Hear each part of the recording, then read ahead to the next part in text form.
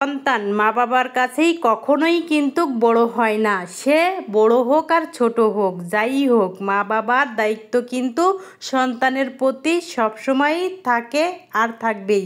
আসসালামু আলাইকুম, আরেকটি ব্লগে সবাইকে ওয়েলকাম। শুভ সকাল। এই যে সকাল সকাল মামুনি পড়তেছিল আর আমি হোটেল থেকে ডাল আর রুটি কিনে এনে তাকে নাস্তা দিলাম। আর এই বেচারি ড্রেসিং টেবিলের উপরে উঠবে কিভাবে যুদ্ধ করতেছে তাই খালি একবার দেখেন। অবশেষে উঠলো, উঠি এখানে কিছুক্ষণ ঘুমানোর পরে এই যে এখন তার অনেক ক্ষুধা লাগছে, তাই এখানে তার একটু ক্যাট ফুড দিলাম খাওয়ার জন্য। আর এই তো আমি একদম রেডি টেডি হয়ে গিয়েছি মামুনিকে এখন স্কুলে নিয়ে যাব। ব্যস্তময় জীবনে কি করলাম তাই আজকে শেয়ার করব। আর রাতে কিছু পাপোশ ধুয়ে দিয়েছিলাম, তাই তো রোদি দিয়ে দিয়েছি, রোদ উঠছে। আর এই তো মামি দুইজনে রিক্সায় উঠি তাকে স্কুলের সামনে নামাই দিয়ে থুই আমি চলে আসলাম একটু বাজার করার জন্য। এখান থেকে আমার প্রয়োজনীয় জিনিস কিনে নিয়ে একদম খাঁটি সরিষার তেল কিনে নিয়ে এই তো বাসায় চলে আসলাম। আর সকালে নাস্তা খাওয়া হয় নাই, তাই এখানে বিস্কিট আনছি, তারপরে এই যে কলা দিয়ে এখন আমি নাস্তা খেয়ে নেওয়ার পরে বিস্কিটগুলো সব বয়মের ভিতরে রেখে দিলাম। আর কি কি বাজার করলাম সেইগুলাই এখন আপনাদের সাথে শেয়ার করি। দুইটা জাম্বুরা, শসা, টমেটো, গাজর, বেগুন, আলু, লাল শাক, পুঁই শাক, কলা, একদম খাঁটি সরিষার তেল, সয়াবিন তেল, এই তো এগুলো বাজার করলাম আজকে।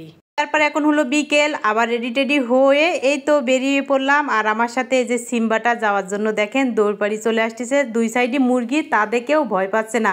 আমার আগে চলে এই যে কোথায় যেন চলে গেল। আর এই তো বাবার মাদ্রাসায় আসলাম, আসার পরে ছেলে আসলো তার বাবার অফিসে, এখানে একটু খেলাধুলা করলো গুলতিরি দিয়ে। তারপরে এই যে ঝালমুড়ি আসছে তার বাবার অফিসের সামনে, তাই এখান থেকে ঝালমুড়ি কিনি খাওয়া দাওয়া করার পরে এই যে মা ছেলে একটু দুষ্টামি করতেছিলাম। এই আমার হাতে যে ফলটা দেখতেছেন এই ফলটা কি কেউ চিনেন?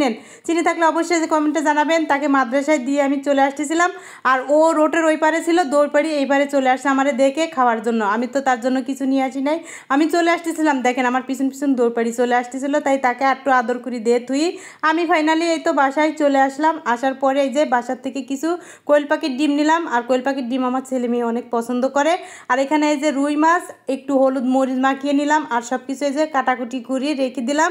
এখন আমি রান্না করব, তার আগে যে লাল শাক ভাজি করার জন্য বসাই দিয়েছিলাম অফ ক্যামেরায়, আর লাল শাক ভাজিটা হয়ে গিয়েছে, এখন আমি নামিয়ে নিই। এখন আমি ঝটপট করে দুই চুলায় রান্না বসাই দিব। তার আগে বলে আমার ভিডিও ভালো লাগলে পেজ থেকে দেখলে পেজটাকে ফলো করে দিবেন, আর ইউটিউব চ্যানেল থেকে দেখলে ইউটিউব চ্যানেলটাকে সাবস্ক্রাইব করে দিবেন, লাইক কমেন্ট শেয়ার করতে একদমই ভুলবেন না।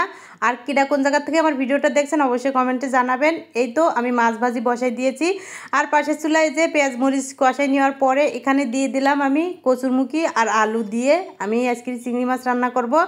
এই তো এখন মাছ ভাজিটা হয়ে গিয়েছে, এখন আমি এই তো উঠিয়ে নিচ্ছি। এখন ওই কড়ার ভিতরে একটু পেঁয়াজ মরিচ ভেজে নেওয়ার পরে একটু টমেটো দিয়ে দিলাম, তারপরে আদা বাটা, রসুন বাটা, জিরা বাটা, তারপরে স্বাদ মতন লবণ, হলুদের গুঁড়া, মরিচের গুঁড়া, ধনিয়ার গুঁড়া।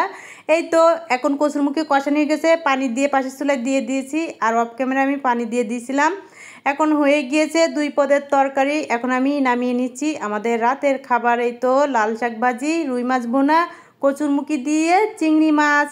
আর এই যে দেখেন সেই বেচারির অবস্থা, বাইরের থেকে একটা ইঁদুর ধরে আইনি এই যে ঘরের ভিতরে নিয়ে খেলাধুলা করছে। আজকের মতন বিদায়, আল্লাহ হাফেজ।